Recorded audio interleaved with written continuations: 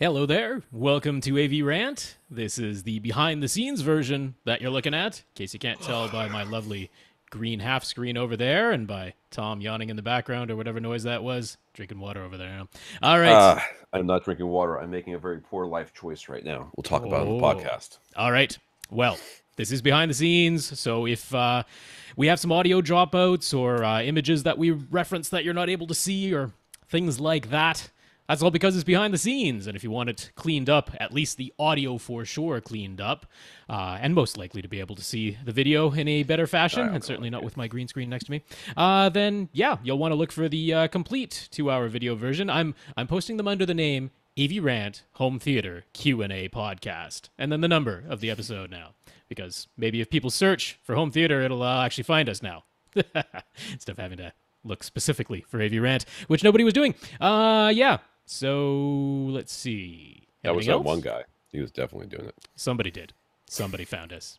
People have found us on YouTube. I have no idea how. Randomly, I show up like AV Rant shows up in my YouTube feed because I'm like subscribed to my own podcast to get our subscriber number up. But shh, we won't let YouTube know about that. Okay. Guess I'm gonna switch over to Tom. He can begin whenever he pleases. All right, here we go. Welcome to another edition of AV Rant. I'm Tom Andry, and I'm here with Rob H. This is AV Rant. It's your home theater and AV questions answered. And welcome to episode 600. We're definitely not doing anything special, but it is episode 600. I was going to say, I wonder if we give Ash hooked us up with any art. Not that I received. I ain't getting it. Maybe he sent it to Austin, whom we have not heard from in... well, I haven't heard from him in about a month now since the last time, I guess it was. And yeah. I haven't heard from him at all. I think he's... I hope he's... I mean, I guess he's probably not listening to the podcast anymore either. But if he is listening to the podcast, I will tell you, Austin, believe me, I harbor no ill will about any of this stuff that happens. So I really don't care about the video. I want to know that I want to know that SVS got their stuff back. That I want video. Confirmed. I think it'll happen one day. It'll be it'll be like 2020, and this video will come out. It'll be like wins Sundance or something. And by then there'll be like some new Harman research that's like, oh, actually 2 subwoofers is a really bad idea. No, I don't think that's going to happen, but you never know. Things do change. Yeah. All right. So this is AV Rant, the podcast that answers your home theater and AV questions. To get your questions answered, all you have to do is to ask. You ask by emailing us at question@avrant.com. You go to www.avrant.com, click on anything and leave a comment. Facebook.com/AVRant podcast, YouTube.com/AVRant. You can contact us directly. Rob at AVRant.com, at First Reflect is his Twitter. I'm Tom at AVRant.com, at AVRant_Tom. So yeah, that's that. Yeah. Start off, of course, by thanking our listeners of the week. To become a listener of the week, all you have to do is support the podcast in some way. One of the ways you can do that is going to www.avrant.com and clicking on the Buy Us a Cup of Coffee link. That will take you to a PayPal donation site where they will take your PayPal information or your credit card and to whatever monies you give and give some of it to us. So we want to thank Andrew for doing that this week. Thank you very much, Andrew. This money will go into our coffers to help pay for our hosting fees and other such sundries. Andrew, thank you very much for the donation. I also want to thank our 61 patrons over at patreon.com. Patreon is a service that will allow you to support your internet, I guess, artists. Are we artists? Content creators. Let's go with that. We create content. Yep. Yeah. AV Rant rises to the level of art. Yes. Art with an F, maybe. So the Patreon will take a monthly subscription and then give most of the money to us and some of it to themselves. So thank you to our 61 patrons. Yeah, that's patreon.com/AVRant podcast if you'd like to sign up. And thank you very much to our 61 patrons. Last week, our listener Chris finally gave away his Inceon hub that he was looking to help support the podcast by drumming up some support for that. So that went out to Joshua. I think it's actually, by the time you listen to this podcast, Joshua should have it in hand. Yeah, hopefully. Unless he lives some, I don't know, maybe he sent it by snail, like really super snail, like actual snail mail. But it should be there by then. So Congratulations, Joshua, and thank you to Chris. And Chris says that he is, I guess he's been working like as a, what does this mean? Oh, a Windows Insider. What is that? Okay, so yeah, they have an insider program, which means you get early builds of any new updates or firmware.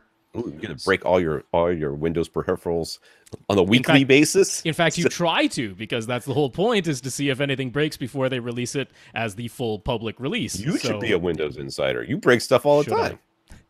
I get it on the public release, and it breaks my Microsoft branded webcam. Of all the webcams in the world, it's the Microsoft branded ones that always break on the full public release. Yeah. Every time.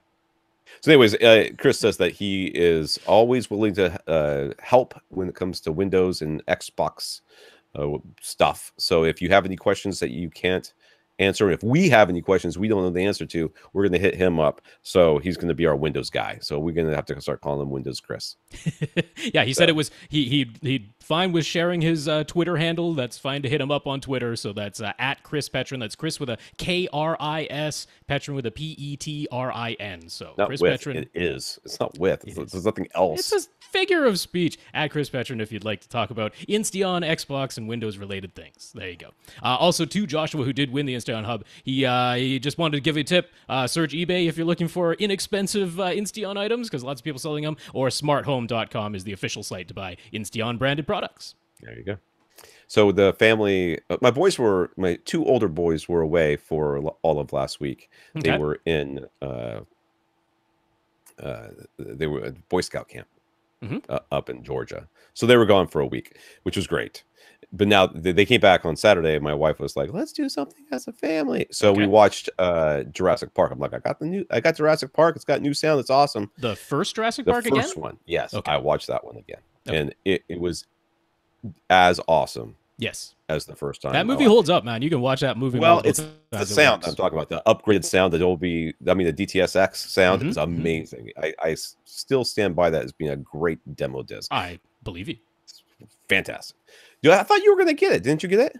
Yeah, but it's my parents' place. I gave it to them. Oh. So it's theirs. I thought you were... Okay, whatever.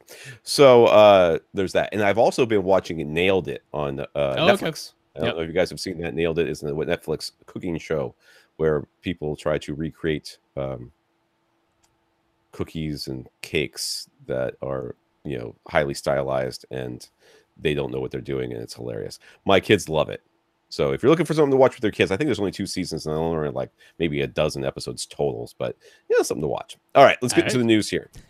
The Xbox One X and S will be getting Dolby Vision support in the coming weeks, quote unquote. There's supposed to be a new firmware update that will have Dolby Vision support for streaming services, and then in the fall, October-ish, there's supposed to be another update to add Dolby Vision support for Ultra HD Blu-ray disc playback. Wait, what? So it's Dolby Vision just for games? No, there's been no mention of games yet. What is the... It's going to support for stream... Okay, so first streaming services are going to get it. And then it's going to be, why wouldn't you do the discs first? That doesn't make a lick of sense. They probably forgot, and then they're like, oh, wait, we should probably apply it to that app too. You mean people actually put things in the cup holder? Yeah. The old joke, it's a cup holder. Right, the disc tray that comes out. That's right, it comes out. No. Netflix is the very first thing. That's the thing that for sure works. Because, of course, it is. They understand, but yeah. Some Xbox insiders are already testing the new capabilities. I'm guessing Chris is one of them. Yeah. And Netflix and Vudu seem to be working just fine so far. Yeah. So, yay. Well, hey, that's good. If people are testing it already, the Xbox insiders are testing it already, then that is coming. That's not going to be vaporware. The physical media, the Ultra HD Blu-rays, I don't know, nobody's testing that yet. We'll see if that actually comes out in October, but that's the plan. Yeah, so I am not drinking water right now. I am making a bad life choice because I have felt absolutely terrible all day. It's not... Okay, I take it back. I felt absolutely terrible since 3 p.m. Like this morning I woke up, I was working on the new business stuff, like marketing stuff and all this other stuff. And then we started putting together a new home office. Like we have one big desk that's way too big. And we're getting rid of that and putting a double desk. So my wife has a desk and I have a desk. Right. And it's almost half the size. Like one was, the new one is like Because I lived in Australia, I have tape measures that are in feet and some that are in centimeters, and this in meters. So this one, the one I grabbed was in centimeters. So it was the one's like 500. The new one's like 500 centimeters, like half a meter, and the old one was almost a full meter. It was like 950 something. Okay. It was a deep desk. So my kids and I've been putting that together all day. And right after I finished that, I was like, I gotta take a nap. I feel terrible, and I have not been able to take a nap. So this. Well, I would love it to have an alcoholic beverage in it. It is just Pepsi. Oh, okay. Pepsi Max, which apparently has like the more most caffeine that you can possibly have in a drink legally. And not diet, so it's got the sugar as well. Oh, Pepsi Max is diet. It's 0 calories. Oh, it's 0? Okay. Yeah, it's 0 calories. Get the sugar. What good is that? The fake sugar. Sugar the stuff that's probably giving me cancer right now. Anyway, so I'm doing that so I can stay awake for this podcast. Right. And then I won't be able to sleep tonight. And then the cycle will repeat. Yeah. All right. So here in the other news here, LG Display received their approval from China to proceed with building their new OLED production facility in that country. South Korea had already approved LG's petition to allow them to build the facility outside of South Korea back in December of 2017. So it's been a hot minute. The new Chinese plant will produce the same substrate panel sizes as LG's current plants in South Korea. And when it reaches full capacity in late 2019, they'll be producing more substrates from that one plant in China than they are currently able to produce from all of their South Korean plants combined as of today, which is like 90,000 per month just in China versus 70,000 per month today. Yeah. So, and just so that South Korea doesn't feel left behind, LG is building a new facility that will be able to manufacture larger substrates than even the current plants, large enough substrates that an 88-inch OLED TV might very well be a reality. So, yeah, there's that. I don't know why. I literally don't know why this news is in here because I don't care. Because it means that prices are going to go down on OLEDs. This is inevitable now that they can more than double their current production and add a new facility that'll make. We're in a trade war, so who knows? Well, right. The last cake we watched them build on Nailed It was a Trump cake. It was a cake of Trump. Oh. It was like it was a of bust, him, of his face. Bust. Yeah, a bust of him. And these cakes. I mean, first of all, the Trump cake, the one they were building from, looked pretty good, right? I mean, it looked pretty much like Trump, but the ones they made were horror shows. I mean, my kids were like, "It's zombie Trump." I'm like, "It is zombie Trump." You are absolutely correct, sir. You get the blue medal. All right. Andrew on Facebook heard us discussing Rob W's issue where he had to run an HDMI cable that was labeled 18 gigabits per second inside his wall, but it didn't work. Meanwhile, running an HDMI cable outside the wall worked for him. So we concluded that it was the fault of the first cable and he needed to replace it. Andrew had a similar problem, but it turned out the issue was actually his HDMI wall plates. Some wall plates won't pass through the full bandwidth, but the ones that are fully high-speed compliant will. So that saved him having to rerun the whole cable through the walls, just a wall plate swap instead, which might be all Rob W needs too. That is an excellent suggestion, and I did not think of that.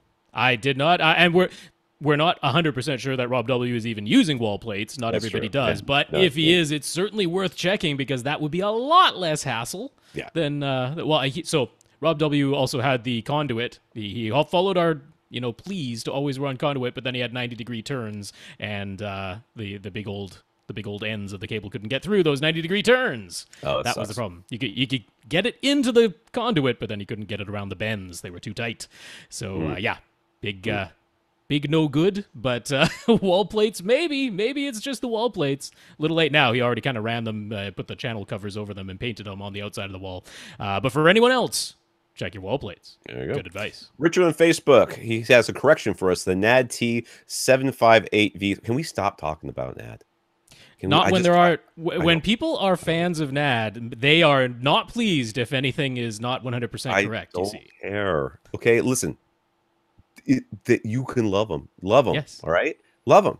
Enjoy them. They're the best thing ever. Now, fast forward for the next 35 seconds because they're just not as good. Okay, I don't care what you say. Don't care how you defend it. They're just not as good. They're not. Just feature-wise, they don't have as many features. They're not as good. They're not. Well, this is why we're correcting, though. Because but here it comes. Okay. Yeah. Fine. no matter what, it still only has 3 HDMI inputs. You can't explain that away. That is I mean, I guess since they have the whole modular construction thing, maybe one day they will swap out the HDMI board to add more. Why they began with only 3 in the first place is odd, but hey, maybe they will. All right, whatever. Okay. All right. So NAD T5, so whatever. V3 does have Dolby Vision pass through now. It was added via firmware update 3 months ago. It is still waiting on DTS X firmware update though. NAD says it's coming in Q4 of some year. So $1,300, $1,400. We pay the extra $100 to get Direct Live Full instead of Direct Live LE. Limited edition. Limited editions, not the good limited, the bad limited. Not the good kind of limited. The car the literal type of limited. Yeah, like we took some stuff out. All the features once DTSX arrives, and the only downside for some people will be having 3 HDMI inputs and 1 HDMI output, and the fact that it's a lot more expensive than other receivers. Well, I mean, so $1,300. So the whole point was, here is a unit you can buy that is expandable to 7.2.4. Yes. That we have confirmed. It will have both Atmos and DTSX once DTSX firmware update has been released, and it does pass through Dolby Vision and HDR10, so it basically has all the features with Dirac that comes into it, which means that it is the least expensive way that you can have a 7.2.4 setup with Dirac correction. There's no less expensive way to get that. If Dirac is the thing that you want, this is the least expensive option to get to that. So there you go. That's good to know. Somebody really wants that. And they're okay with 3 HDMI inputs. But hey, I mean, look, an external HDMI switch is not terribly expensive. You can add 5 more ports pretty easily. That's just such a hassle, though. Like, for real. It ends up being such a hassle. It does. Inevitably, you have 2 devices that will start fighting, and then, you'll have lip sync issues on one, but not the other, and Yep. It's not going to stop me from recommending Den and Marantz at $800, though. Nope. It's still a significant amount, and I do not consider... So there are the people who are like, Dirac is a game changer, and I'm like, it's auto EQ, it's the cherry on top. If your room is really good, it barely touches the signal, just like Odyssey barely touches the signal if your room is really good. So that's still my opinion of what's going on there. I do agree that Dirac is really good. I have absolutely nothing against it. Dirac's fine. I wish it had something akin to dynamic EQ, but there you go. Yeah, so while we're talking about things that we love and the other things that we don't love, that Sony Ultra HD Blu-ray player has got lip sync issues, dude. I swear. It just does.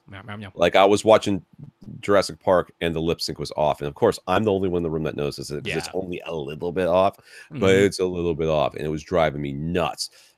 So because the joys of watching a movie at home, press pause, went to the bathroom, came back, press play, lip sync, it was back to... Okay. I wonder if you tried using... It has a second HDMI output that's audio only, right? I wonder if that would do anything. Maybe. Yeah, it's just the problem, though, because the lip sync is off, like the YouTube is off, like the well, is it? Well, you just said for Jurassic Park, so it is off for the discs too, then. It just is the first time it's done that, but once I press pause and press play, it was fine. So I don't know, man. I just want there to be. I want Oppo to come back. Yeah, no kidding. I just want Oppo. Can I just have Oppo? You and everybody else. I don't know why they left. All right, let's get to these questions here. Infinite Gary. Gary was watching a live concert DVD. The audio track was listed as Dolby Digital Stereo. What is that? Would it be more compressed or less compressed than the CD? Dolby Digital Stereo. He's watching a live concert DVD. Yeah. Well, I mean, it's just a DVD. The soundtrack was Dolby Digital Stereo. Okay. I mean, it's just why you mean it's opposed to PCM? Oh, he's asking, would it be higher quality or lower quality than CD? Yeah, right. Yeah. Lower. I mean, Dolby Digital. Why did they compress it in the first place? It's not like they don't have the room on there. That's what I don't. Well, yeah, that is a little weird, but for what? So Dolby Digital is just a codec, right? Yeah. Codec is coder decoder. It's a way of encoding information. MA or Dolby Digital, whatever, True HD. No, because this was a DVD. Yeah. So it's just regular old Dolby Digital. So we're used to seeing Dolby Digital 5.1. That's why he's like, what is Dolby Digital Stereo? It's just 2 channels. Yeah. Dolby Digital is just a codec. So there's lots of different codec. MP3 is a codec. AAC is a codec. DTS is a codec. Dolby Digital is a codec. So they're saying Dolby Digital Stereo to let you know we're using Dolby Digital encoding. This is how we're encoding the signal. In order to listen to this, you will have to have a Dolby Digital decoder. You're not going to be able to listen to it if you don't have Dolby Digital decoding. Yeah. But they're saying stereo, it's only 2 channels. They could have listed it as Dolby Digital 2.0 instead of 5.1. They could have said this is 2.0. Yeah. They just put stereo. It just allows you to use a surround sound decoder to up mix it to other channels. Yeah. Sure. Rather than giving you a 5.1 and only putting sound in the left and right channels, which is what an Xbox does to you. This will allow you to actually. That's right, because the original signal tells the decoder there are only 2 channels here. Now you can do with it as you will. That's right.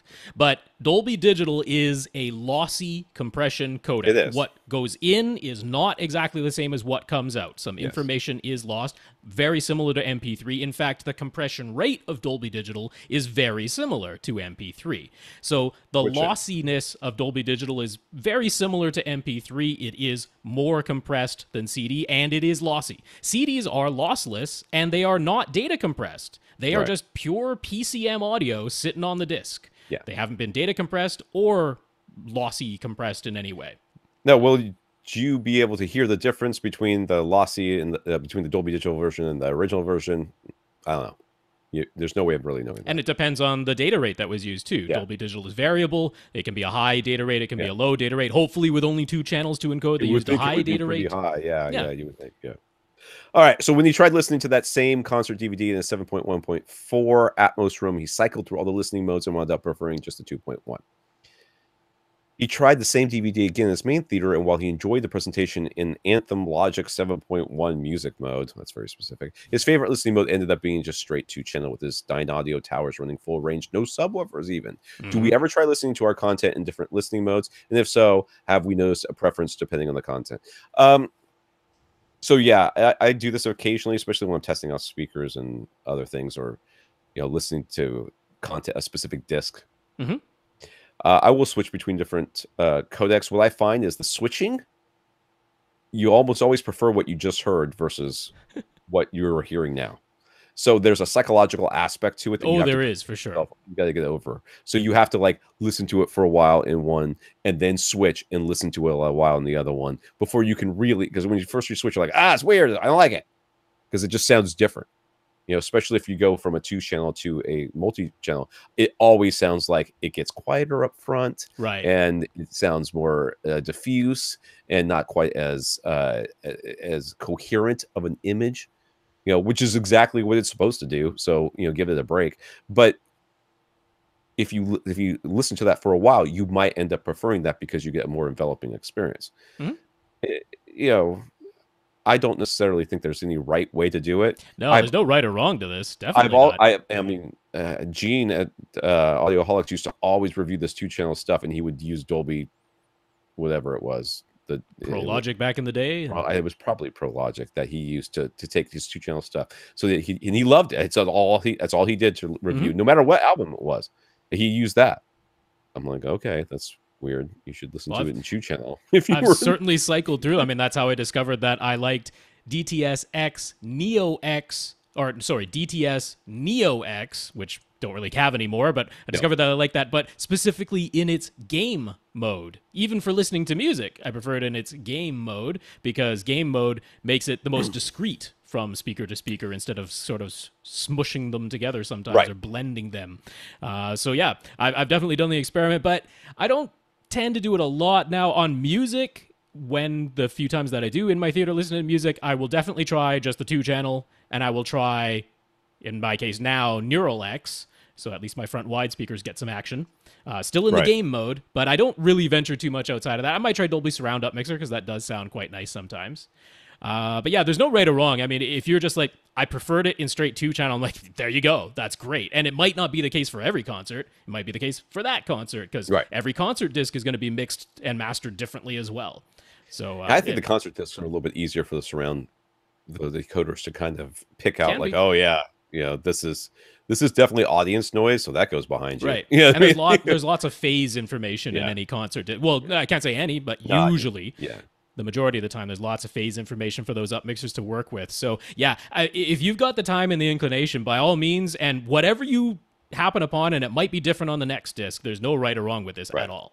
So he thought the 2-channel modes for his concert DVD sounded purer and more open versus the upmixing modes. What would explain this? I just described that exact experience, which is it's taking information that's supposed to be just in 2 channels Mm-hmm. and then spreading it around. So yes, it's going to sound different. It's going to sound more diffuse. It's going to sound more less focused. It's going to sound sometimes quieter. And I think that's exactly this is what you're experiencing when you take what was in one channel and now is in many channels. You're going to find that some of the information that was in that front channel is now coming from a different speaker in a different in a different orientation towards your ear. It's going to make it sound different.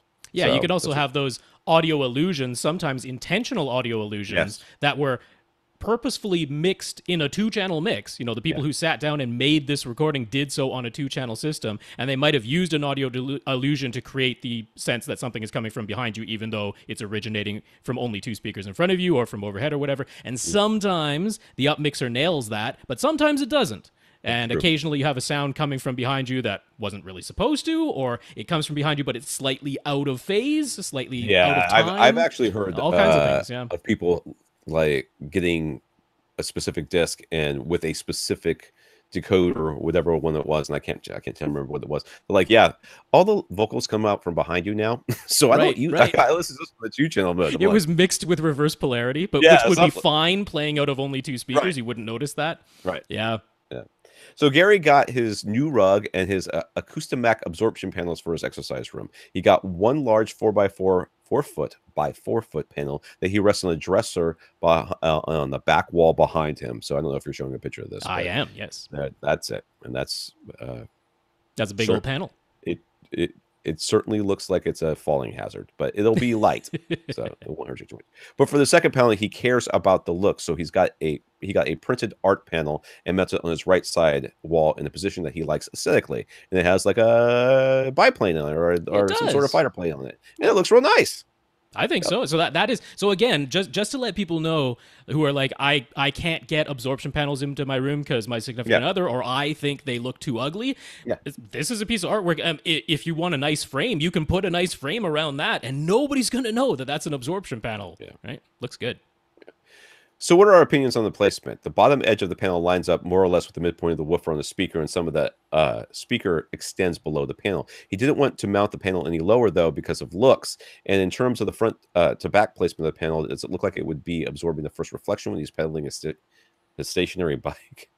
That's what this room is for. So that's... Yeah, no, I was just like, why did this him pedaling have anything to do with it? It's just him where he's sitting. That's or is this one of those just having panels anywhere in the room situations? It's very hard. It looks like it will absorb the first reflection to me. Yeah, I think it'd be towards sort of I guess the part of the panel that is closest to you, I guess, would be catching the first reflection. It's hard to see. I mean, that speaker's awfully close to that wall. So it is, but it depends on how much you have it towed in too. It's hard to tell that. Yeah, I mean, what concerns me more though is what's happening on the left side of your room, because so this is the photo before he had put the panels up. It sure looks like there's a door just like symmetrically to the other side of where the back of his seat is from his exercise bike there. So this looks like a fairly narrow room. I don't think the left side of this room is wide open, or I think we don't have a photo of the left side of the room, but I don't believe that it's wide open. So if you now have this panel on your right side wall, ideally you would have a panel on your left side wall to make it symmetrical. Get a helicopter, balance out there you go, or a boat. There you go. Although he might have furniture that is preventing him from putting something. Yeah, that's entirely possible, and in fact quite likely. Yeah. So now that he has his exercise room all set up, and he's been spending a lot of time listening to his self-powered Dynaudio 20XD speakers, he found that when he went back into a different room where he has Revell Performance speakers with a Paradigm sub and listened to the same CDs, he thinks it sounds a bit edgy now. Even though he was always pleased with the sound before. Should he just stop doing these critical listening comparisons, or have we had similar experiences where a new setup makes you go back and reevaluate your older setup? That's just going to happen, man. Just let it go. Just let it go. This is what the same thing. People are like, I've got these new headphones and now my home theater sucks. I'm like, right, sorry, I'm sorry, don't stop. I sometimes feel the same way, but you know what? And eventually what happens is you go into your other room, and after 5 seconds of sitting there listening to it, you're like, it sounds all right. Yeah. You just I mean, it really tends to be the case that whatever you are most used to right now Yes. is, I mean, as long as you like what you're used to right now, you tend to prefer it until you listen to something else long enough that you start to get used to that. I beg to differ. I say that people Really? who have actively gone out looking for new speakers will be like, "Oh, these speakers sound weird. They don't sound anything like the ones I hate at home." Like, oh, I see. Yeah, I think they prefer them no matter what. You know, it's just what you prefer know. whatever's new. No, you prefer what you know, even if you don't like it that much. Mm-hmm. You know, it's why you end up with people who like they get a speaker that's slightly like they're like, I have clip speakers. Now I've got these horn-low speakers from so and so. Now I've got something with a a diamond tweeter or something like that. Now I've got this, and they sort of ease their way into the way they can't just going from one extreme to the other. Is like I have paradigm speakers. Now I have golden ear. Really? Wow. Okay. Good job, I guess. Wow. Change your mind. So, but either way, yeah, Gary, don't worry about it. It's just what you're used to right now and what you're preferring right now. And buy some headphones. That'll really mess you up. Yeah, I mean, if you are the sort of person who's like, I want one sound that I consistently like everywhere I go, well, then what you really want to do is acoustically treat every room, even if they're different sizes than that, but to get them all to about the same reverberation time in every single room. That means you're going to have to measure. You're going to have to measure every sound setup that you make and do perhaps lots of EQ, perhaps use a program like Dirac or something like that that can work with the time domain and reflections. Odyssey EQ editor app can do that too. So you might have to get into real nitty gritty fine grained stuff to attempt to make every room sound the same. As long as the speakers are capable of being EQ'd to doing that, and the room can be treated to make it similar reverberation regardless of size. It's a weird way to live. I think half the fun is having some different sound in different places, and it's certainly much easier to have different sound in different places. Or you could do what most people do, which is have one home theater and not 50 different rooms in your house that have different speakers in it. I mean, it's just the whole point, right? To put it back on Gary, his whole point was he wanted to experience new things. Well, okay, so you have, and now you have, and I would not say that you have varying degrees of quality. You have varying degrees of sound. It's just slightly different. Yes, it might be a little bit edgier, but maybe that little bit edgier in that one room is good for specific types of content. Yep. And that's how you look at it. You don't look at it as it sounds different, I don't like it, or it doesn't, these other speakers sound better. Hey man, you're in there pedaling on the freaking bike. Don't tell me that you're There's not some putting noise going noise on into there. that room. You got a noise floor going on while you're pedaling. That's it. Yeah, that's and plus, I mean, you're breathing and everything else. I know when I'm like doing exercise, I could totally hear myself breathe the whole time, especially running or bicycling or anything like that. You really hear yourself. So, I would not look at this. I can't now. I'm imagining Gary sitting there on the bike, not pedaling. That could be the case. I would not put that past an audiophile. In which case, you know what? This is exactly the point. Now you need to figure out what content sounds best on each of your systems, and then you can spend 3 months on that. Yeah, I think it's worrying about which one is right. And since we don't have the same sort of rigid specifications that the video side of the world has, because those have exacting specifications for the colors and the nit levels and all that stuff now, that you can say, I am bang on or I am exactly this much off. But audio has no such thing. We don't have any specifications that strict, that exact, that accurate, that we can pinpoint to. When you meet someone who is mastering music, they're like, yeah, I try to master this so that it sounds good on everything from crappy iPod headphones all the way up to the best home theater in the world, and that's my goal. And it's not going to sound the same in every place, but I'm trying to get it so that it sounds like you can hear what the person is singing. Right. So, yeah. Damien on Twitter, if you don't really need if you don't need a really long HDMI cable, just a regular 6-foot length, which HDMI cable do we recommend? Well, if you want to absolutely have a bulletproof 100%, this is going to be the best that I can get for right now, guaranteed. Go to Blue Jeans Cables and get one of theirs. Yes. If you want something that's inexpensive, I mean, monoprice. Yes. And just about anything else, just make sure it says that it has the certification. It really 6 feet ain't hard to do. It definitely shouldn't, but yeah, Monoprice has their certified premium high-speed HDMI cables. labeled 18 gigabits per second. They have the fancy little sticker. The little holographic sticker is there. It's a little hologram in that shiny silver part up there. And a little pro tip, if you would prefer to buy them from Amazon, you can buy them from Amazon and get the free shipping. Usually the price is like 20 cents more per cable, but then you get free shipping. And if you have Amazon Prime, you get free shipping anyway. So, yeah. Christian hasn't bought any new gear for a little while now, so he found himself reading about various pieces of home theater equipment out of boredom. Welcome to my world, sir. You want a guarantee I'm going to click on the link, put a picture of an amp on it. I'm like, what is that? I'm touching it. He started looking into the Dayton Sub 1500 subwoofer, and it's making him question his dual SVS PB 1000 purchase. The Sub 1500 is a 19 3/4 inch cube, weighs around 56 pounds, so the dimensions and weight are both greater than the PB 1000. It's got a larger diameter driver, 15 inches versus 10, and the only hardware spec where the PB 1000 numbers are bigger is the amplifier wattage, which is 150 watts versus the for the Dayton versus 300 watts for the SVS. The Sub 1500 has a frequency response listed as 23 to 140, but they don't say what plus or minus dB range that is. So it's clearly inferior. I mean, clearly, but let's go on. Is this a case where they claim frequency response is misleading? The PB 1000 actually plays way lower. It does play way lower. It plays down to, what are you doing, dude? Somebody has entered Tom's my room. Kids. What? There's 3 bathrooms in this house, and he wants to come in here and use the home theater bathroom. He knows I'm in here. Yes. I am sorry. All right. So it's claiming a frequency response for 23 to 140, but it doesn't say what it is. It doesn't say plus minus 3 dB. How? Well, I'll get into this after you give your answer. Yeah, but the PB 1000, I think it claims 20, 19. right? No, they claim 19, minus 3 dB at 19 is what and they that's claim. guaranteed, dude. That's guaranteed. Yeah. That's in room lower, depending on your placement. Yeah. Brent Butterworth reviewed the PB 1000. He did a CEA 2010 on it. And he's like, it was minus 3 dB at 18 hertz in his case. So they weren't lying. It was definitely, it got to 19 for sure. That was so I don't know why. I don't know what in this would make you think that this would. I mean, it's got to be the price, right? It's got to be cheaper. Is that what it is? It is definitely cheaper. Yeah. So somebody did do a CEA 2010.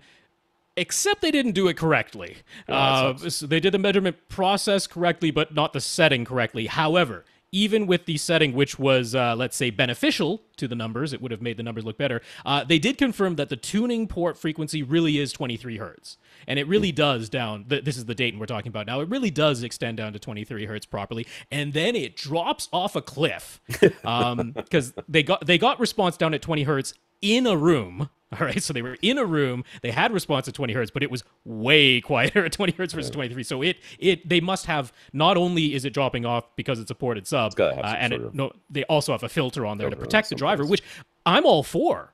That's a good thing. I mean, Axiom did that with their EP500. People got mad. They're like, it had a 19 hertz brick wall filter on it. Yeah. Like it was just. Nothing comes out. If the alternative is this thing is going to bottom out or start distorting really badly, by all means, put a filter on the thing and protect the driver. 23 hertz is good extension. It's amazing. How much is this sub? Okay, so it's $200. You can get it for $198 on Parts Express. That's the last really question coming. It's really inexpensive. So that's really good for $200. It really is. It's good response. Honestly, its distortion is not that bad if you crank it really up high. So, I mean, there's only so much you can do at that price point. It's got a nice weight to it, so it's not like its cabinet is super flimsy or something, but it's got a little bit of flex to it. They can't put all the bracing into it. It's a big cavity in there. It's a big cube. So, a few little things had to be taken away there, but honestly, it's a really good value. If you have $200 to spend and the physical space to allocate to a 20-inch cube, which is not small, that is not a small cube. Make yourself a cardboard model to figure out how big a 20-inch cube is. It's a big box. But if you can do that, this is awesome, but it's amazing what it takes to actually get down to 20 hertz.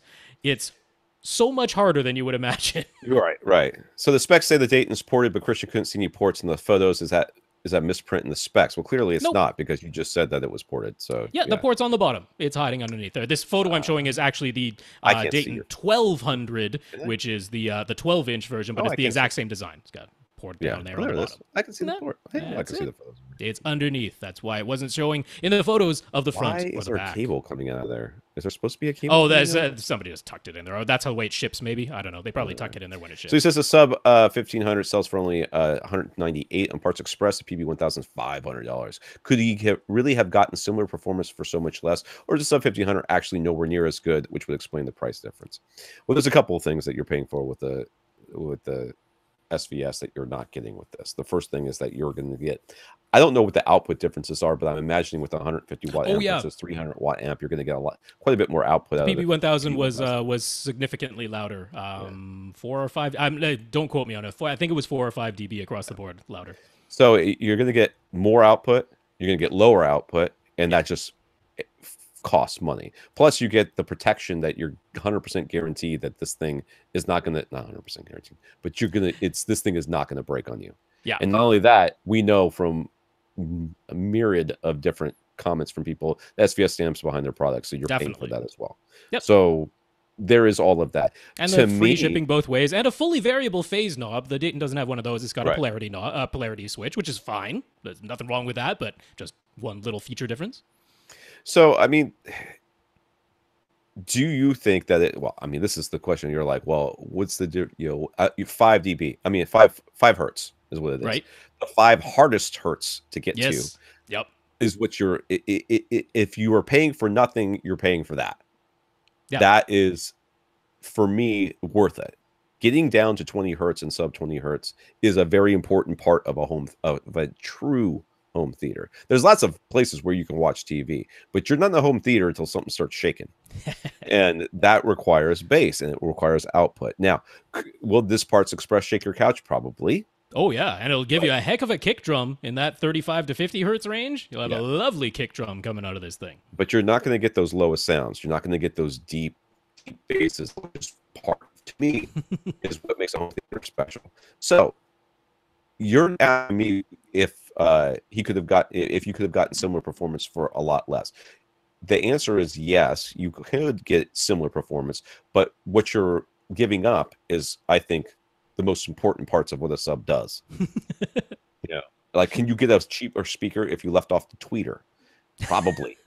But you would be missing a lot of what a speaker is supposed to be doing by leaving off that tweeter, which is essentially what's happening here. Now, if you bought that, if you sent the SVSs back and you bought this and you came to me and said, man, I don't notice any difference, this is fantastic, I would be absolutely 100% over the moon for you. That's great. I got no problems with that. I want to make it clear, I'm a fan of this Dayton. It's a great little sub. I think if you got $200, this is where to put it. But if you can save up $500, you should definitely get the PB1000. So that's where I stand. I mean, I think that getting down to 20 hertz is extremely important and it's worth the money. But if you can't, this is a super, dude, I wish this thing was around when I was first starting off. Well, I mean, the sub 1200 as well. Really good value on that sub 1200. Yeah. I 100%. I bought a little KLH $199 sub that was about the size of my laptop, and it was awful. It was a complete waste of money. I'm glad that these things are out there now for people who are on a budget. Yeah. So I'll gladly point people in that direction. But you had $500. Now you had more than $500. You got duals. You had $950. I'm sorry. I mean, I think you got your money's worth. I mean, I just do. Patrick has been reading articles about LCD. Everybody's reading today. LCD and OLED panel manufacturing. He's noticed that these articles often mention generations with numbers like Gen 6, Gen 8.5, Gen 10.5 being brought up either in reference to the manufacturing facility itself or to the LCD or LED panels. What do these generation numbers actually mean? A recent HG Guru article talks about how China is presently planning and constructing several 10.5 Gen plants and even a couple 11 Gen plants, but that Foxconn downsized its plant in Wisconsin from 10.5 Gen panel production to a Gen 6 plant. That's some confusing language. What does it mean? Just reading it, to me, this is just talking about how up to date or how new the technology is. What that's going in there, what is going into these panels. So if you think of a panel from we talk about LCDs, one that, how many zones of dimming does it have? It's none of that. Nope, sorry. That's okay. Do tell me then. So it's just the size of the panels that they can produce. That's really, it's just the size? Why do they I have say no gen? idea why they refer to it as a generation, but that is the unit of size is a generation. Very strange to pick that word. They're talking about the substrate that they're producing. So out of a single substrate, they will produce many different size panels. Okay, but So they'll it's make like one, the size of the dough that's coming out of the roller, and then you can cut it right? into any. Or the wafers that you make a CPU on. You know, you punch out a ton of CPUs out of one wafer that's I produced. always So remember I used to work at a glass manufacturing plant, and they would have these mhm. ribbons of glass that would come off that would get cut. They would be like Yeah. 3 inches thick. So it's basically the same thing. Yeah, so they're making these big substrates out of which they cut different sizes of panels. So a great example is they were just talking about those new OLED plants Right. that LG is building. Their current plants in both South Korea and the one that they're going to be building in China there, those are all generation 10.5 plants. So No, they're less than that. I forget the actual generation number that they are, but that's why the biggest size that they can produce is a 77-inch panel, and then they make some other smaller panels out of that substrate. When they get to the 10.5, they'll be able to make an 88-inch panel.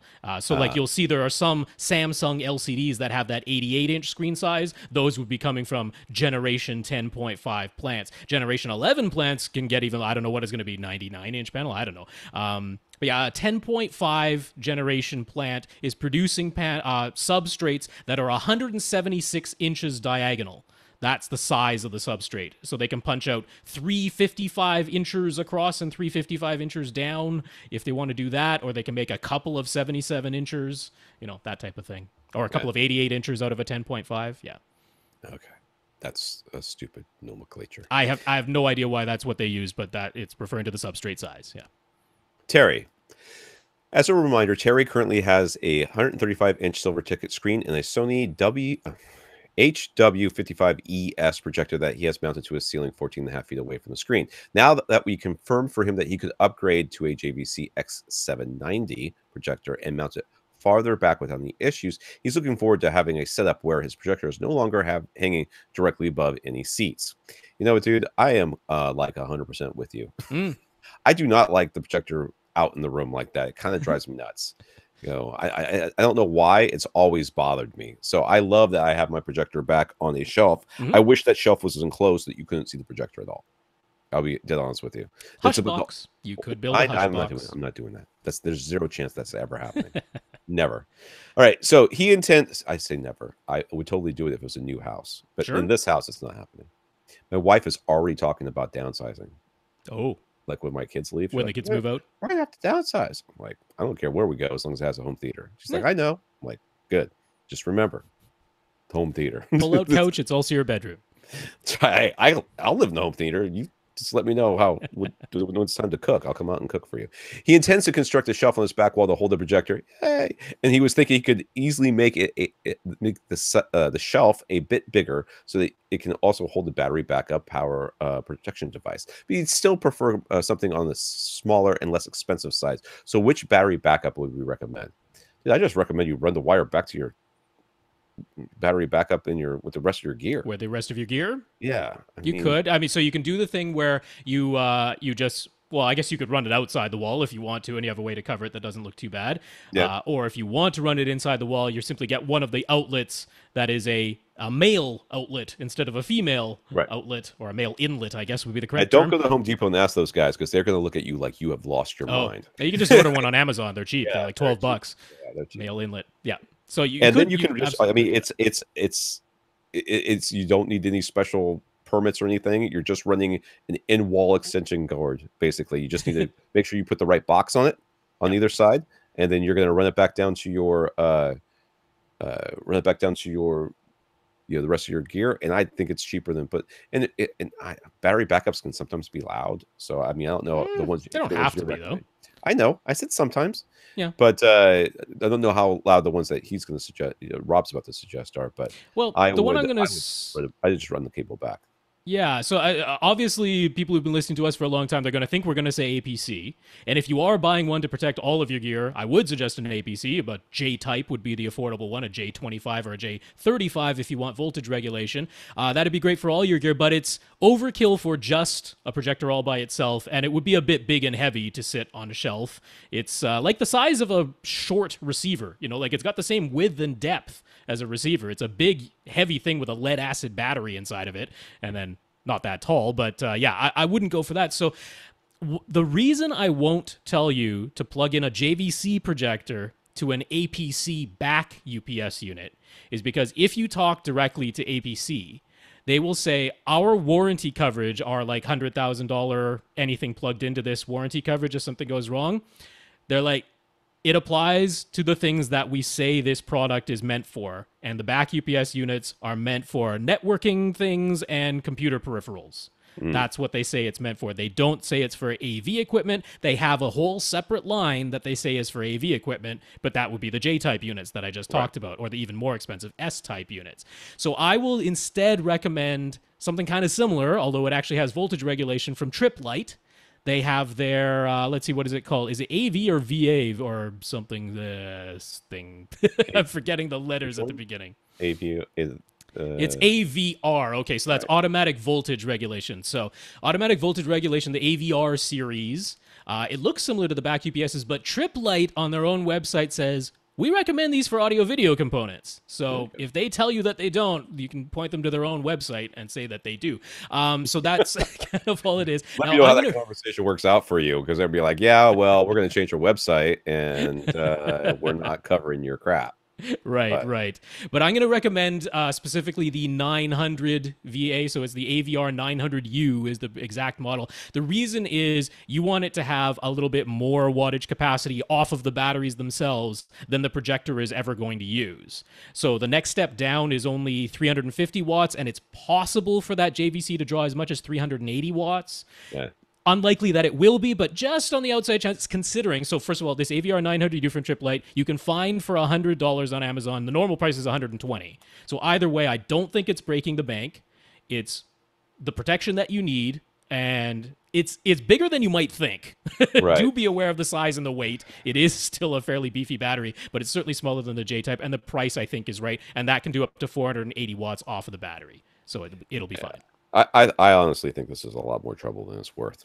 Yeah. Just run the thing, run the cable. Just run the cable. So yeah, lastly, he asks, now why is our sign off for AV Rant now go out and listen to something? Shouldn't it be now stay in and watch something? Dude, I made that sign off 10, almost 11 years ago. That is a long time. It is it's a legacy, it's tradition. That's where that comes from. It's not going away. Nope. I mean, somebody'd have to really convince me that they got the perfect sign off for us. And both of us would have to leave this podcast, I think, before that sign off ever disappears. That's not going away. All right, Chris on Twitter. Chris wants to snag a 3D TV. Come on now.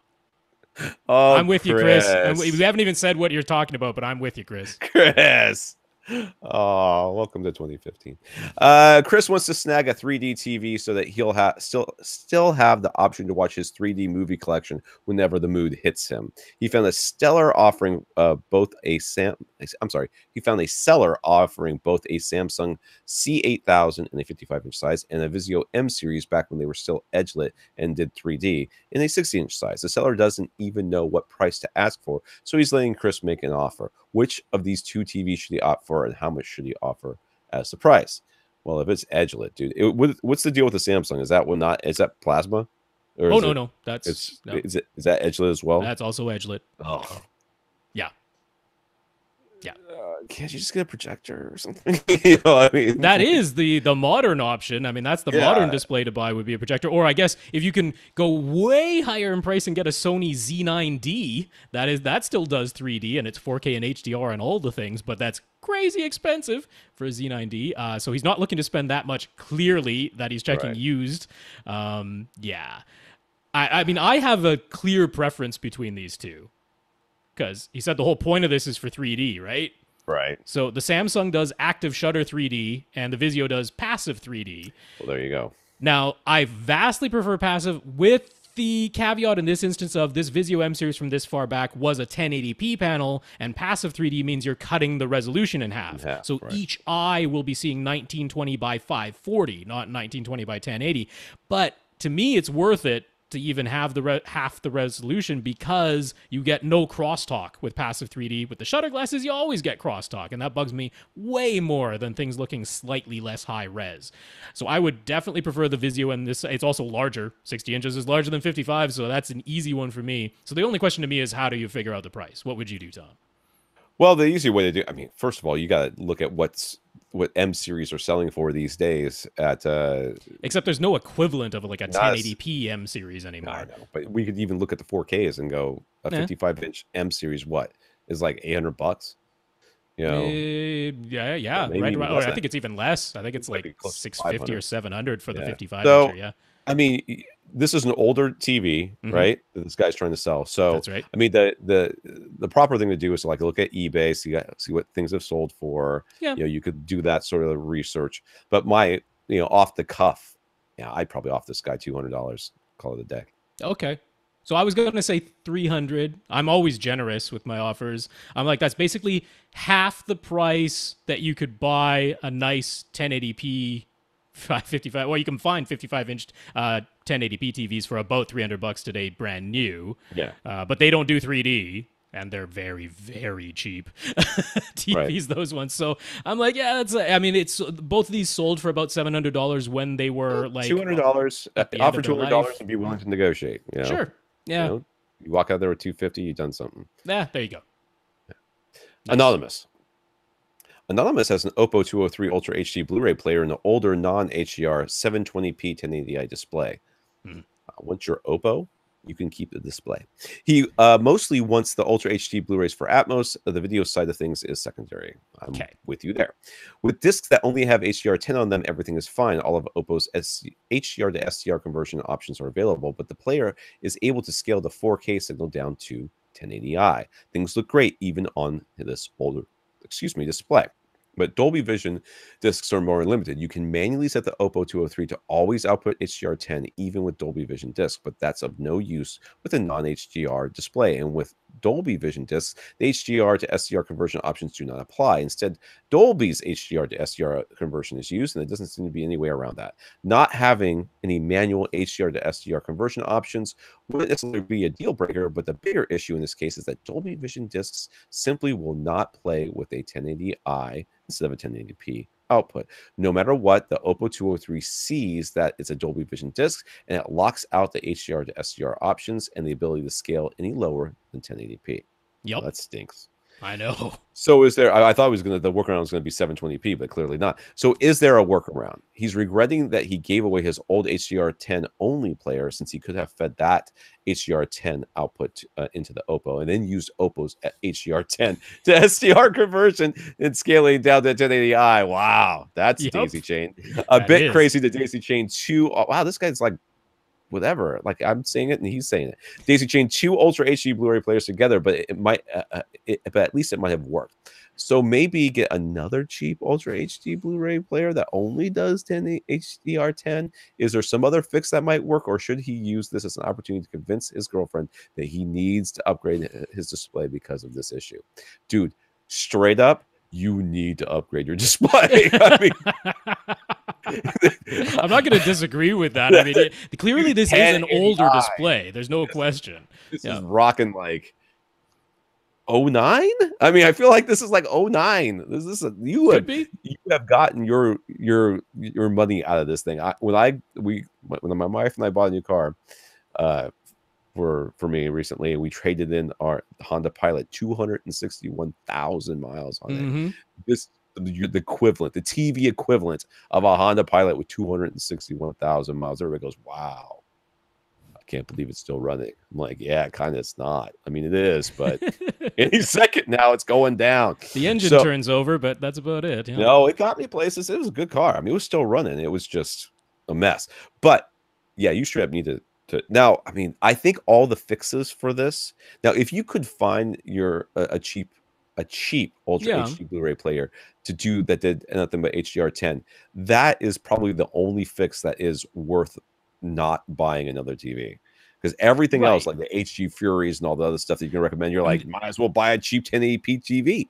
I know people might have thought HD Fears, but they won't go any lower than 1080p either. Well, there you go. They See? won't scale it down any lower than 1080p, so that's also not a fix. And honestly, if you were going to buy one of those, you could buy an inexpensive Ultra Exactly. HD Blu-ray player to do the daisy chain. Yeah. I mean, the only other fix I had was if you were going to do so anyway, you could start backing up your Ultra HD Blu-rays to MKVs, because anytime you use Make MKV, even on a Dolby Vision disc, it turns it into HDR10. There's no Dolby Vision support for Make MKV as of yet.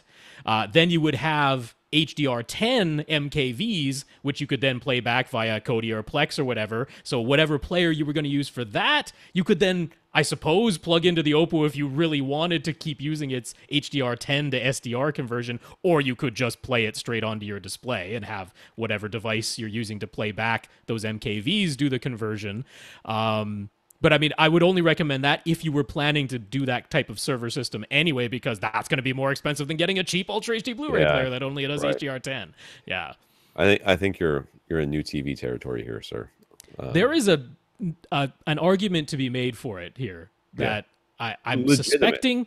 I'm suspecting he maybe wanted to upgrade this display anyway. I would think that's maybe an idea and noodling around in his head there. I think that he figured out that he was going to have this problem if he got rid of that other older Ultra HD Blu-ray player and said, "Sure, honey, we can give it to your sister. We don't really need it." And then now we're totally hosed. What are we going to do? I guess I'll have to buy a new TV. Guess Shucks! I'll have to. Yup. Steven. Okay, this is a bit of a preamble here. Steven has an Epson 8350 projector. At one point, he took it into Best Buy and paid them to replace the lamp for him. After 1 week, that replacement lamp blew and broke his original 8350. So Best Buy replaced his 8350 and stood behind their warranty. Okay, let me tell you what happened there. The idiot touched the lamp with his fingers. Very well could be. Guarantee I mean, without as much as I can guarantee that that's what happened, I would bet the bank that that's what happened. Those lamps, if you get any bit of oil on them, which is what's on your fingers, no matter how how recently you washed your hands, you cannot touch them.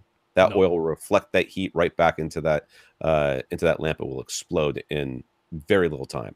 I learned that the hard way when I was in drama. And we replaced a bunch of lamps, and no one told me. And it was like fireworks. People were running. Pop, it pop, was pop, like, pop, pop, pop. They were popping.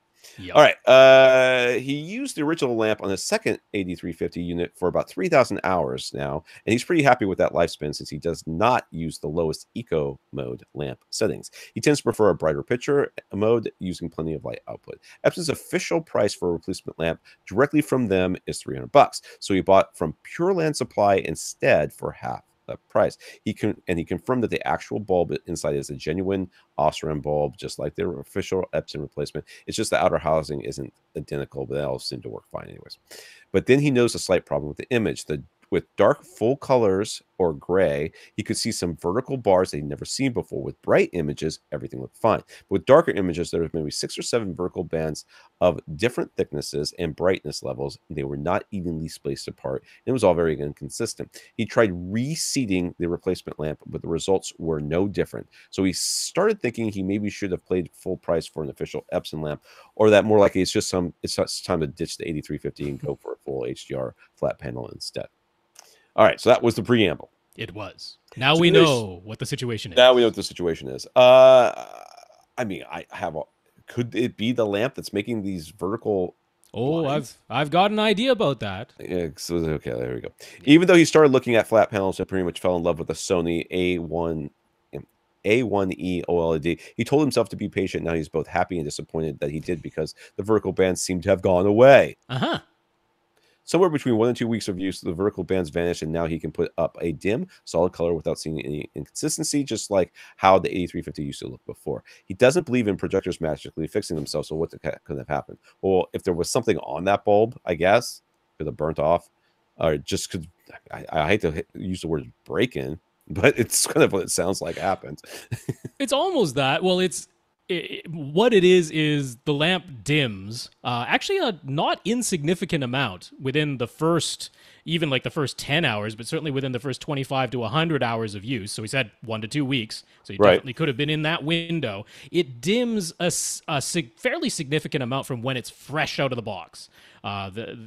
Percentage-wise, you probably lose more light output in that very first 100 hours than any other time, which is precisely why any professional calibrator will tell you to use a new bulb that's been replaced in a projector for at least, they always usually want 200 hours so that you're well past that first part before they come in and calibrate your projector, because they'll tell you flat out, otherwise, I can calibrate this now, but as soon as you use it for 100 hours, the calibration is going to be off. The light output is going to be different. The color spectrum is going to be different. The bulb changes quite significantly in that first 100 hours. So pretty much all imaging devices that we use, LCDs, OLEDs, not so much DLPs, they shouldn't, but LCDs and OLEDs and even liquid crystalline silicon, they have some of this little bit of inconsistency in the dark images. We're seeing this with the OLED panels that bug me and the Overstreet so much, because it's so close to perfect, but not quite. You get this bit of vertical banding. Most of the LCDs, even the really expensive one, have a little bit of vertical banding in the dark areas, this bit of inconsistency. So the panel itself, the 8350's LCD panel itself, almost certainly has a little bit of inconsistency, but you only see it when the bulb is at its absolute brightest to bring out the very small difference. And as soon as that bulb has now dimmed just the little bit that it does, you don't see it anymore because it's just not enough of a contrast difference for your eye to pick up anymore. I really genuinely believe that's all it is. Cool. So he's happy he doesn't it goes along with my normal fix for things, which is unplug it, plug it back in. It doesn't work. Just wait, see if it goes away. So he's happy he doesn't have to replace his 8350 now, but he also got a good look at that 4K HDR OLED, and the 8350 just can't compete. So should he bite the bullet and spend upwards of $3,000? You just bought a new bulb for this projector, right? So he did $150. But he could sell it. He could. The only person that can really answer this question is you. Let's be honest. Right. You're the only one. You're the one who's going to spend the money. You're going to decide for yourself whether or not this is going to be a worthwhile purchase. I don't remember how big his image was, and he's now going to get something that's almost certainly smaller. So, it would be. Well, there's no chance that the OLED. So $3,000 is looking at the 65-incher. Yeah. So there's no way his projector is only 65 inches. I'm going to be dead honest. I mean, as much as you love that image when you're standing 2 feet away from it in the store or whatever you were doing, I imagine you're going to get it home and you're going to be like, it's kind of small. You could sit way closer, I guess. Right. You could move your chair closer until it looks right, but then, we have to recalibrate everything and move your speakers around and everything else. So I would say at $3,000, you're not that far off from a 4K projector. You won't get Dolby Vision or anything. But, you won't get Dolby Vision, but you can get HDR10. Right. So, I mean, I think that's... And you even have options as far as... So if $3,000 is your budget, if you were like, I could spend $3,000 on OLED, I'm in agreement that maybe keep the screen you have and go to something that's close to $3,000 for a projector, because that can get you JVC's DLA. So this is from 2017 to get down to this just under $3,000 price point. But Amazon right now is selling the RS420. That is equivalent to the X570. I don't know why JVC keeps going with this 2 lines where they're identical. They have their Procision line and they have their Professional Reference Series line, but they're identical, so they have 2 model numbers for everything. But yeah, the DLA RS420 is available on Amazon for under $3,000. That is the 2017 model, but it's a really good projector with crazy good black levels. It does HDR10, so it's not the step up 520 or 620, which are above it, that have even darker blacks and even better contrast and even wider color. But compared to your 8350, this would be a huge upgrade. The alternative, of course, for even a little bit less money would be Epson's. If you already like your Epson and you want another Epson, you could get the 5040 UB. Right. That's under $2,700 now, and that will also do HDR10. So, yeah, I'm kind of in agreement. If 3D though, if that makes a difference, they do 3D. He never mentioned 3D. The OLED doesn't do 3D, but yeah, I'm kind of in agreement there. Maybe keep the screen and up the projector. Andrew on Facebook. Didn't we just do Andrew? Very possibly. There can be more than one Andrew in the world. I don't know. Too bad you don't put their last initial in here so we can tell them apart. Yeah. Andrew bought a refurbished Denon S720W AV receiver from Gibby's in Canada. Now, a little over a month past its warranty, it's having a big problem. When he presses the power to turn it on, its green light flashes a few times, and he shuts it down with a red light blinking. And then, and then it shuts down with the red light blinking. It seems to be going into protection mode. He tried disconnecting everything and very, very carefully reconnecting his speakers to make sure there are absolutely no stray wires, no dice. It still shuts down every time he tries to power up. Any ideas? Yeah. There's something back there touching, dude. I hate to break it to you. It's either inside or outside. Those are your options. It can either be inside or outside. So chances are it's outside. So unplug everything and then don't plug anything in. Right. Just turn it on. Yep. If it still goes into protection mode, you will go to the back of this receiver and you will clean it.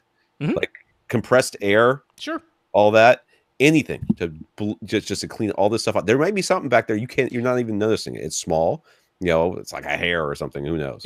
No, people don't like to believe it, but spider web material can conduct electricity. That's right.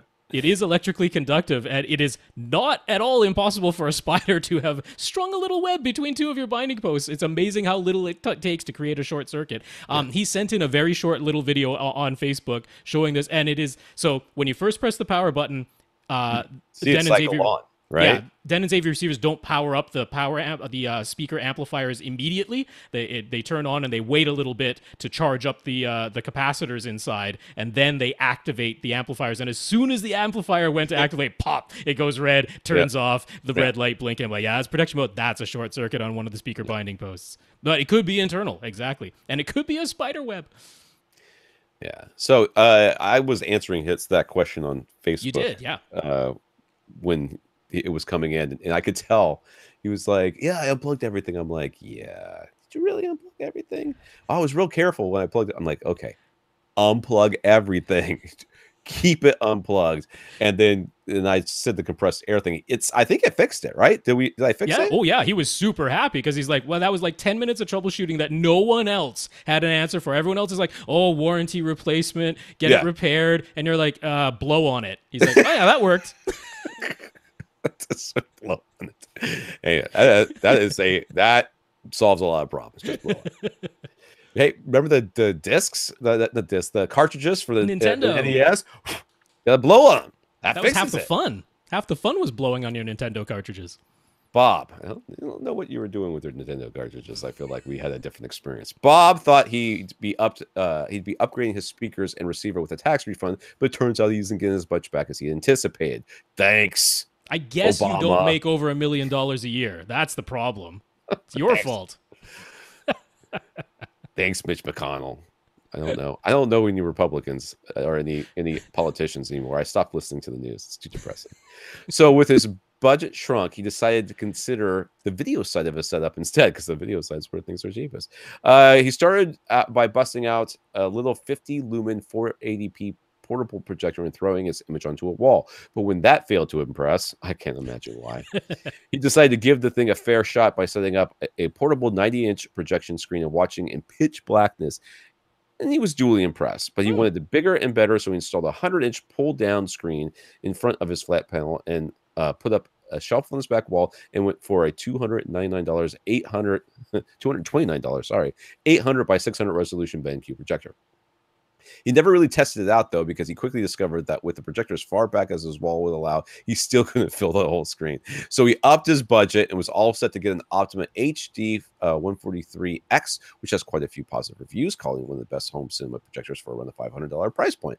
But this time he checked its throw distance before buying it and discovered that it would have been problematic once more. This time it required him to mount it directly overhead instead of on the shelf that he wants to use. So he wound up, wait a second.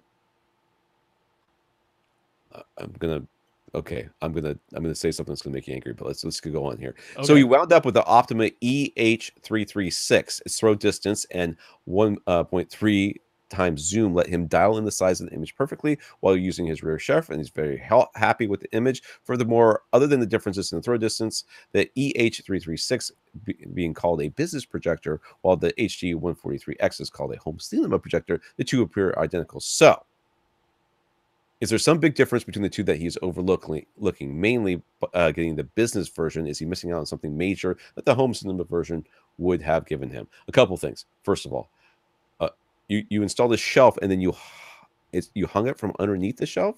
He did. That's necessary. These things don't have vertical lens shift. So Right. to get it aligned with his screen, it became necessary so it had to be turned upside down. He supposedly could have, I guess, just rested it on its top, on top of the shelf. Okay, so now I'm not going to say anything to make you mad then. Okay. Okay. So yes, so the other one had to be closer. This one didn't have to be as close, right? Yeah, so the one that he ended up with, it fit. He could put it where he wanted to, and it had the right throw distance and enough zoom range that he could make it. Well, I kind of like what properly he's done fit because his he's taken, screen. he's mounted it to the shelf. But the shelf, if you see, he's got like those. You can move the shelf up and down on this. Yes, you can. Yeah, it's an adjustable shelf. Yeah, It's fantastic. That's a good idea. It's not the most aesthetically pleasing thing I've ever seen, but it's also behind him. So how much is he looking at? Right, Yeah. right. I mean, there's also just bare wire hanging down. So what wasn't like he's going. Channel Raceway can fix that for cheap. What are you missing when you go business class? Now, I don't know if this is a specific projector, Right? But business class, what you normally are giving up, the things that you will normally find that you will not have on a business class that you could have on a home cinema one would be better black levels because they generally don't care about black. Many of the options as far as lens shift and all of that can sometimes be gone, and how loud in general the projector is. Not always the case, but those are the things I usually worry about when I look at business class projectors. In this particular instance, though, these really are the same projector, except that in the case of the one that they're marketing to the cinema crowd, they did go to the trouble of slightly calibrating. Actually, did a pretty decent job of calibrating it, and then gave that a cinema picture preset, and they also include a couple of ISF picture preset modes. So those basically come close to Rec 709 color. They can't hit full Rec 709 color because these are what are dubbed brilliant color DLP projectors, which means that their color wheel is RGB, CY, so cyan and yellow and white. Those are the 6 segments. They do that so that it can get brighter. Excuse me. But it doesn't have as accurate color. So the ones that are more accurate, like the $700 BenQ HT 2050, $200 more, but what they've done in that is made it 6 segments RGB, red, green, blue, Right. and that gets more accurate color, but it's a bit dimmer. These ones, they sacrifice some of the color saturation and accuracy to get brighter, but you can still go ahead and, calibrate it. And so Optima did in the case of the HD143X, they calibrated it, called that cinema mode or ISF picture mode. Those modes are much dimmer. By necessity, they ended up being dimmer because they had to cut the light output to get higher accuracy in the color. But basically that's all that's missing from the business one. You can get it just as accurate. You would just have to adjust it manually. There's no preset picture mode that's as accurate. But that's it. Everything else is the same. So his EH336 offers 4 different lamp modes: bright, eco, dynamic, and eco plus. Oh, is it in that order? That seems an odd order. Well, that's the order that they list them, yeah. The eco plus is called super eco. Like they're vegan and vegetarian. And they recycle. It depends on the country, actually. Some countries they call it eco plus, and other countries they call it super eco. So he's stuck to using the Eco Plus lamp mode and finds the projector plenty bright even with some ambient light present. So what are the difference in these lamp modes? Yeah. I mean, it's just raw light output will be part of it, but sometimes they'll have the presets for the other stuff can be changed as well. But those, I mean, I find that with almost every projector I've used, especially if you have light control, whatever the dimmest one is usually the right one. Yeah, no, they actually mention a little bit in their manual. So the bright mode, not surprisingly, they just peg the lamp at 100% of what it can do, and that's as bright as it can get. The eco mode, they cut it down to 70%. So you lose 30% of your light output, but that makes your lamp last longer because it never gets brighter than 70% of its maximum dynamic brightness. mode's got like the dynamic iris, right? Well, it's not a dynamic iris, it's a dynamic lamp. So you could think of this, so we talk about full array local dimming in LCDs. This would be global dimming. Global dimming, yeah. Or you could think of it as a local dimming, but you have one zone. The whole thing is your only zone. So it's global dimming. So the dynamic means that they can use anywhere between the lamp almost being off all the way up to 100% of the lamp's brightness, depending on the scene that you're watching. If it's a very dim scene, they'll dim the lamp. If it's a very bright scene, they'll bring the lamp all the way up to 100%. The Eco Plus, or the Super Eco, is the same thing, except that the highest it ever gets is 70%. So when the image is very dim, it'll dim down the lamp. When the image is bright, it'll get as bright as it can up to 70% of the lamp in Eco Plus mode. So that gives you the longest life possible, because a lot of the time you're not using anything close to the brightest image that it could be, as long as it's doing a good job with it. Because the only time that this sort of when you see the pumping of the light, you see the pumping in the light, and I've been in theaters and homes where they've had LCDs that have like a light sensor. That's right. Yeah, the ambient room light sensor. God, that is just so bad. Like somebody walks in front of the TV and it goes bright or dim or dimmer, whatever. Yeah. So it's like, hey, it got darker in this room. Oh, wait, it didn't. Yeah. So as long as you're enjoying it, it sounds like the mode I would have used. So. Sure. And it does give you the longest lamp life. They claim up to 15,000 hours of lamp life if you use Eco Plus. I'm not sure if that's really going to be the case. But anyway, it will be longer than if you just pegged it in bright mode. That's for sure. And then he also mentioned, he was like, oh, when I watched in the Super Eco Plus mode, it looks like it's brighter than just the Eco mode. And I was like, but that's because you're seeing a greater shift in dynamics. Contrast. Yeah. When it's dim, it's dimmer. So to your eye, because your eye has a dynamic iris too, right? It's got your pupil. So to your eye, since it was dimmer in the dim scene, when it gets to a bright scene and the lamp also ramps up, to your brain says this is even brighter than the Eco, where it kept a consistent amount of light. I can hear my family talking. It is 10:24 at night. What is going on in it's summer though. It's still light out, isn't it? Start smacking some kids around. All right, Mike currently has a 55-inch Samsung TV in his family room. It's an open floor plan, so the TV is viewable from the dining area and kitchen, and it's bright. What's bright? The TV? His room. Or the area? His room is bright. So he would like to upgrade to a larger screen size, something that will work well with all the ambient light. And he'd like to have a wide viewing angle. He's got a sound bar, so he isn't concerned about the TV's built-in speakers at all. Good. $1,000 is his budget, and all the content they'd be watching on this TV is streamed. All of it? That's what he says. Mostly sports and kids shows, but Mike would enjoy being able to watch 4K Netflix and Vudu with HDR if that's possible. The TCL 6 series and Vizio M or P series seem like our go-to choices for this price range. But he's worried about viewing angle. So what do we recommend? We usually recommend an OLED, but $1,000. I don't know, dude. You're not getting a 65-inch OLED for $1,000. Not yet. Wait, hey, maybe if you wait a few years and this new Chinese plant comes online and prices go through the floor, but not today. Yeah, because just walking through stores, you can see the line of TVs up there, and you can watch as you're walking past, and the image shifts in color. Oh, sure, yeah. For these LCDs. So, yeah, I don't know what you got, Rob. So I'm going to point you over to LG, one of their LCD TVs, and they use IPS panels, in-plane switching panels. Yeah. The whole point of which is to give you wider viewing angles, and they do. The big downside to IPS panels is they have nowhere near as deep a black level. The black is most definitely gray. But if your room is always quite bright, you're not going to notice that nearly as much as if you're in a dark or a completely blacked out room. So it's a bit of a trade-off there, but if the viewing angles matter a bit more than the deepest, darkest black levels, if the room's bright, could be the way to go. Black level should not be in that. That's just it. Yeah. I also like LG because their WebOS platform, if you want to stream, use the built-in streaming apps that are built into the TV. I like the WebOS apps quite a bit. Sony does have a couple of different model series that use IPS panels, but they're more expensive, and they use the pretty awful implementation of Android TV that Sony's going with right now, and those apps are not much fun to use unless you just enjoy lag, unless you enjoy pressing the button and having nothing happen, so you press it again and then it goes, oh, I think I'll do what you did twice. So yeah, not a lot of fun with those Sonys right now. So yeah, the LG, the specific model you could look for, so they have a couple that would fit your price point in the 65-inch size. They do have a UK 6300 and then a UK 7700. Now the 65-inch UK 7700 bumps right up against your $1,000 budget, But you said you might like to watch 4K and HDR.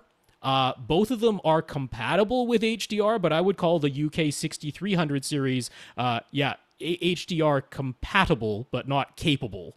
Right. It really doesn't get anywhere near bright enough to give you a true HDR effect. The UK 7700, while it's not going to be a, flagship looking HDR thing, it does get up into the 500, 550 nit range, which is enough for you to go, yeah, that's HDR.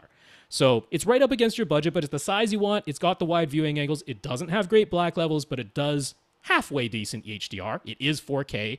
It has WebOS for the apps. I think that's a pretty good option. All right. Mike went with the Onkyo TXNR787 9.2 channel AV receiver that we mentioned in our news section a couple of weeks ago as being the least expensive receiver model out there that comes with 9 amplifiers built in. Okay. Yeah, that's as far as its manufacturer suggested retail price. Yeah. Mike doesn't have any plans to expand beyond 5.2.4. So was the 787 the right budget pick, or should he opt for something else to get him to 5.2.4? Apparently, the boy doesn't want to buy used or B stock. So.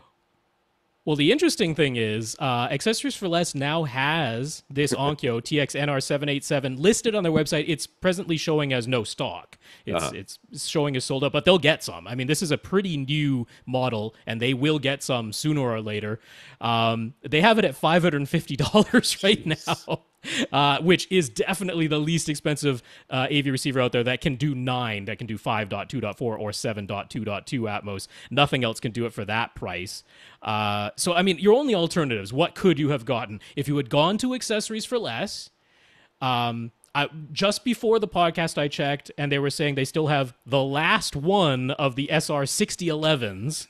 That's Marantz SR6011s, $700. So if you paid full retail price for the 787, the Onkyo 787, it's $800. Yeah. So it's possible that a refurbished Marantz SR6011 from Accessories for Less, possible that you could have gotten that instead. There's the SR6012. They have that at $800 right now, so 6 of one, half a dozen of the other. Everything else is more expensive than this. Right. That can do 9. So what are the downsides of the 787? It doesn't have any pre-outs, so you must use the 9 internal amps. It cannot be expanded to any more than 9 speakers, so there's no way. Care about. Yeah, but there's no way to expand this to 7.2.4. It can't be done. I mean, opinion-wise, I would personally prefer to use Odyssey Multi-Q XT32 over Accu EQ Advanced, which is what they have in the 787. But that's personal opinion. That doesn't make me right about that. That's what I would prefer. What do we even know about this Accu EQ Advanced? Because the last time that Accu EQ, the last thing I heard about that was that it was hot garbage, and it was good, no fan of it. Good for setting stuff up as far as distances and stuff like that. Distances and levels, But the rest of it, you could take or leave.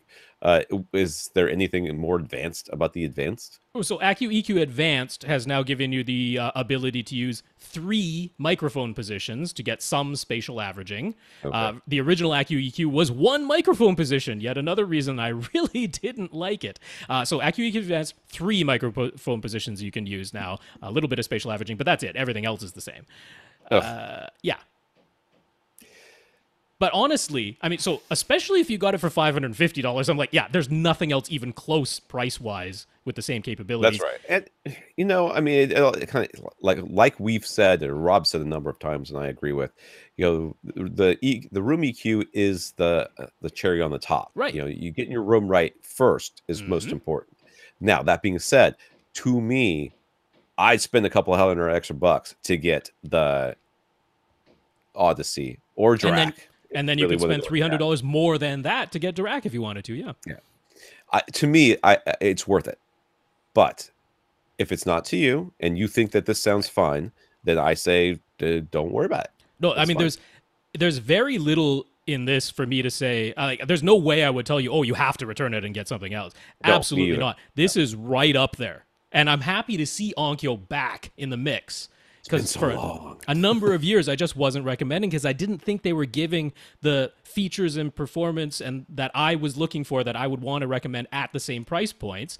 But it ebbs and flows, and I'm happy to see them back being like, hey, we're bringing something at a price point that nobody else is. I'm like, There was good, that year great. before Yamaha came out with the Avantage That's right. series that they were garbage. I was like, no one buy Yamaha. They're all But then crap. Avantage made that okay. And then we were just kind of poking a little bit of fun at them this year because we're like, nothing changed from 2017 to 2018. That probably means there's something big coming out from them because probably something big in tend to do that. 2019. Yeah. They tend to do that. They'll like take a year off. Yeah. So, that being said, like I said, if you're happy with this thing, you definitely got the best budget pick you could. Yeah. You're getting the most bang for your buck. And that used to be Onkyo. It used to be, and it wasn't that long ago. Like, if you absolutely wanted all the possible features that you could get for the least amount of money that you could spend, Onkyo was the way to go. Oh, yeah. And it wasn't until they dropped Odyssey that I was like, okay, you guys have just jumped the shark here. So, but if they're coming back around, I think they really should pick up Drac. If they picked up Drac, they would be right back in this race. That would force their price point up, undoubtedly. But they're a big enough company, especially since they could put it in Pioneer as well if they wanted to. Yeah. They're a big enough company. They could probably get that price really attractive. Yeah, that would be a big deal. Onkyo said that Onkyo 787 is THX certified and has THX listening modes. Listen, Onkyo, drop THX and spend that money on that money on Dirac instead. Yeah, or Dirac. Yeah, are those worth? He asks if the THX listening modes are they worth the use? Are they still doing the REQ crap? They are still doing the re-EQ. Yes, Yeah. I mean that's a THX thing. That's not Onkyo's choice. That's no, it's mandated not. by THX. Yeah, and I've never been a huge fan of the THX listening modes. I mean, they're fine. You can try them out. I would definitely give them re-EQ off. The thing that bugs me about re-EQ is that it always turns back on. You have to every time you cycle the power on your Onkyo, you must manually turn re-EQ back off. But the reason I would say to very potentially use them as your listening mode is, so Accu EQ does not have an equivalent to dynamic EQ in Odyssey. So just again to explain in case someone isn't sure, that's the thing where if you turn the master volume down below reference level, it adjusts the output levels to keep everything audible, just so that you can still hear all the frequencies because your human ears are not linear. So there's no equivalent to that in Accu EQ for Onkyo, but THX, if you're using a THX listening mode, does have THX Loudness Plus. Right. And that does the same thing. It dynamically adjusts the output based on frequency response of how far below reference volume you've turned the volume dial. So that could be worth your while. I would go to the trouble of manually turning off re-EQ every time I did that, because all re-EQ does is roll off your high frequencies, and I'm not a fan of that. Right. But other than that, it could be worth it. That don't remember, because this is something we talked about the podcast, but it's probably been a couple of years since, because I can't remember the last time I talked about a THX receiver. But the re-EQ, the idea is that movie theaters, their audio is mixed with a bump in the high frequency because the rooms are so big, the people are sitting so far away, there's so many people in there, the rooms are so dampened that they need extra treble. Yes. Okay. In order for that. So re-EQ basically rolls off the top end. Well, that's really kind of not necessary in a home theater, like at all. Well, the thing was, when this all came around, we had THX certified DVDs. Right. And on those, THX made sure that the mix on the DVD was very similar to the theatrical sound mix. So which the whole means idea, that it had that bump in the high end. It had, so when you listen to a THX certified DVD on a regular system without re-EQ, it sounded too bright. It sounded too harsh. So the whole idea was it's THX from end to end. You use the THX listening mode, they apply re-EQ to a THX DVD, and now it sounds correct in your house. But of course, most studios didn't sign on with this for THX, and they didn't THX certify their DVDs. And once Blu-ray came along, THX disappeared off of discs, and you didn't have that anymore. And so they were remastering for the home release anyway, and now it sounds too dull if re-EQ is on. But it's still on by default, and you must manually turn it off every time. But if you're willing to do that, it gives you something akin to dynamic EQ with the THX Loudness Plus feature. Okay. So we've answered all of his questions, right? This last question, loudness management. No, because that's a different thing. That's Oh, Dolby. is it? Oh, all right, okay. So when you went through the settings, there's something called loudness management for Dolby True HD and Dolby Atmos, Dolby surround signals. Is that the same as dynamic EQ? Or is it something different? That is definitely something different. That one is different. That's I don't know what that is because I would never looked at that setting before. But let me guess. Okay. It rolls off the bottom end, so there's not as much bass, so it doesn't bother people. Nope. It caps the total maximum volume you can turn it up to. Not exactly. Whatever. I give up. I don't care anymore. Let's go. Well, have you ever seen your AV receiver flash a little message when you're flicking between cable channels that says dialogue normalization? Probably. I don't know. This is the dialogue normalization. Why they don't just call it dialogue normalization in the settings, I'm not sure, but it's under the name loudness management inside of the AV receiver settings. And loudness management, because those commercials will be extra loud. Yeah. And they're cutting that. The whole idea of dialogue normalization is that the level of dialogue is supposed to remain consistent across programs, program to program. It's all meant... So when you're using a Dolby branded signal, you can include this little flag to say, here's the level that dialogue is supposed to be, and then dialogue normalization, loudness management, will boost or decrease the entire program to keep the level of the dialogue the same across content. So that's what that thing is. You turn it on, and it's supposed to work. A lot of things ignore it, and your ads are still louder than they should be. There it is. Ken just wants some basic, decent sound for his living room. He's got a 65-inch B7 OLED display, and he's already has some Paradigm speakers and SVS SB2000 sub. He doesn't have any place to put surround speakers, so he wants a 3.1 setup. He just wants to spend as little as possible on a receiver to power this whole setup and switch between his 5 HDMI sources. No NAD for you. One of which is an Oppo 203. Well, if he wants to spend as little as possible anyway, I'm just saying. No NAD. Which is an Oppo 203. He found the Denon S530BT. I should call this one No NAD! Exclamation point! Exclamation! And just get the haters in here. There are going to be some YouTube comments if you do, because they're searching like anything to do with NAD. Wait a second, these guys don't like NAD. Let's burn them to the ground. I'm doing it. It's done. I'm doing it. We're gonna get more than one thumbs down now. Let's go. Okay. He found a Denon S530BT at the Christmas for less for only $130. He would like to have decent room correction, but will a 530 be sufficient for his needs? What does a 530? I don't remember what that has. Does it have multi-Q? The S530 has no room correction. It has a very it does come with a microphone, and it has a very basic auto setup that just does your distances and levels, but no EQ of any kind on that one. So that would it be sufficient? No. I mean, sufficient. Not if you want some decent room correction. No. Yeah. Decent room correction costs a little bit of money a lot of times. So what you got, Rob?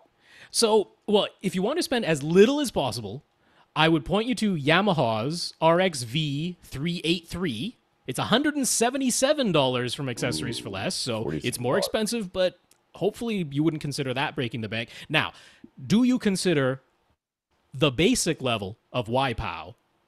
That's Yamaha's room correction, but the basic level, of course, this is their entry-level receiver from this model year. Do you consider that decent room correction?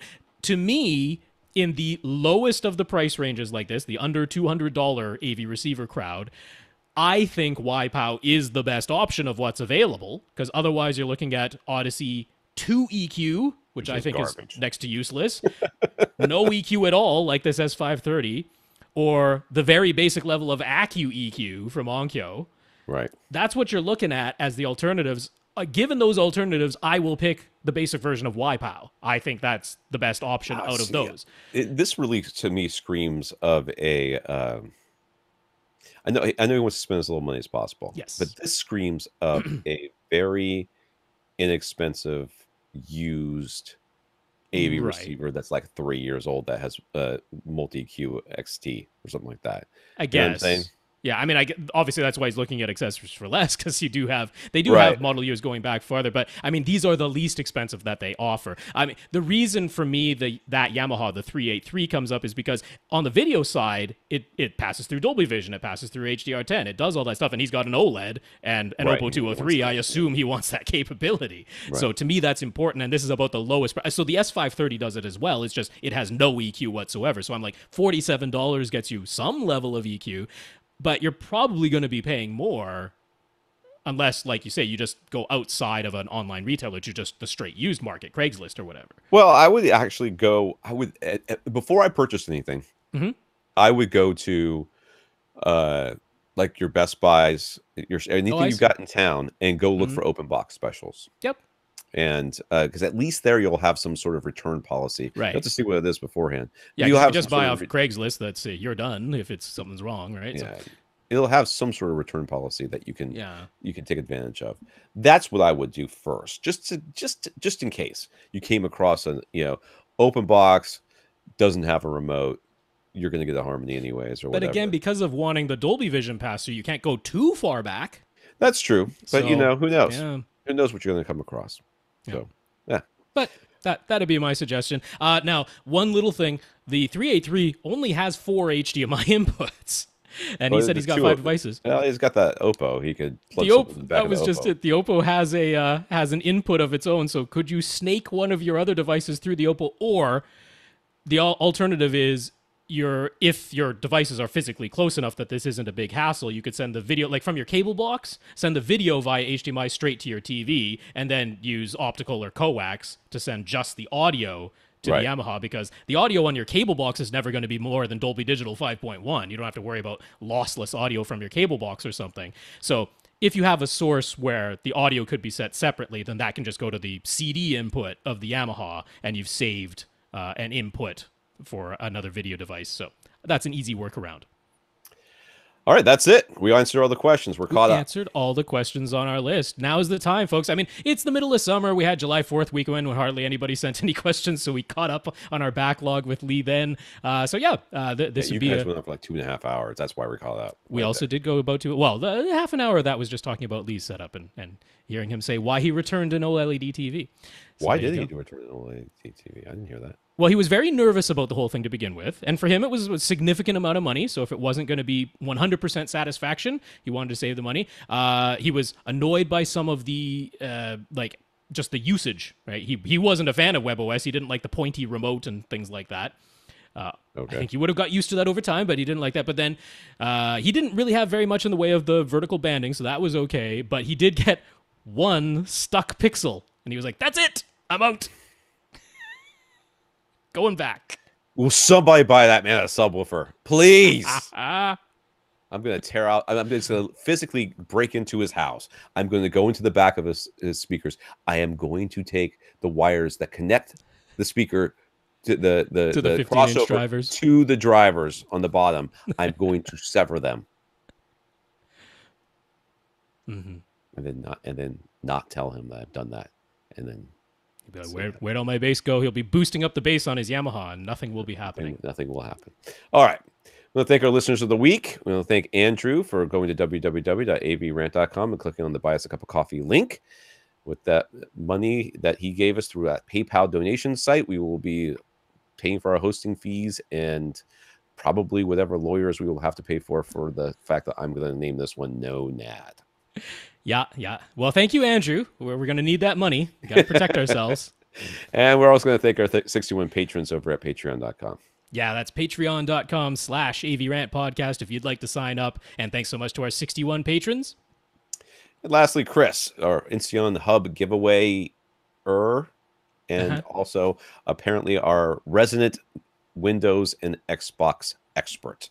Thank you, Chris, for being a great listener. Yeah, thank you very much, Chris. We really do appreciate it. Congrats once again to Joshua for winning that Insteon Hub. And you know what? I just want to say a big, big thank you to all AV Rant listeners. You're all our listeners of the week as far as I'm concerned, because we got to 600 episodes here. I don't think that's an insignificant achievement. I think that's pretty impressive. So, and we've still, unless you're doing them like once a day. Well, that's just true. But we've got people who have stuck with us since day one. We know for a fact There are You're people, one of them. I am one of them. That's right. I don't. You know what? I mean, I went back and heard you all the way from episode 0. There was an episode 0 before there was an episode 1. I went back, but I didn't find you until I think episode 3.